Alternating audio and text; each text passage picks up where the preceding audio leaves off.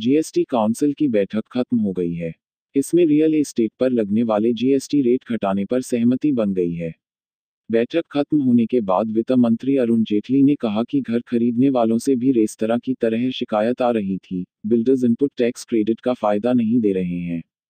इसीलिए GST council की बैठक में अफोर्डेबल घरों पर goods and service tax GST दर घटाने का फैसला किया है। अब 1% जीएसटी लगेगा, पहले 8% थी। इस तरह अंडर कंस्ट्रक्शन घरों पर अब जीएसटी 5% होगी, जो कि पहले 12% थी।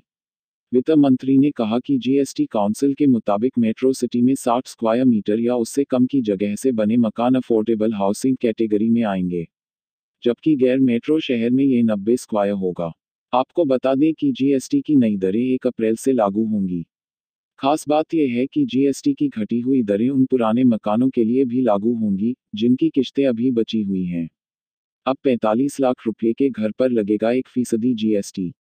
अंडर कंस्ट्रक्शन प्रॉपर्टी पर जीएसटी कम करने पर सहमति बनी। Greater than under construction property पर जीएसटी 5% तय हुआ। बिना इनपुट टैक्स क्रेडिट के अंडर कंस्ट्रक्शन प्रॉपर्टी पर जीएसटी 5% लगेगा। अफोर्डेबल हाउसिंग पर 1% जीएसटी लगाने को मंजूरी। ग्रेटर देन 45 लाख रुपये तक के घर पर 1% जीएसटी लगाने को मंजूरी। ग्रुप ऑफ मिनिस्टर्स के 3% जीएसटी लगाने के प्रस्ताव का कई राज्यों ने किया विरोध। 45 लाख रुपये तक के अंडर कंस्ट्रक्शन प्रॉपर्टी पर 5% जीएसटी लगाने को मंजूरी।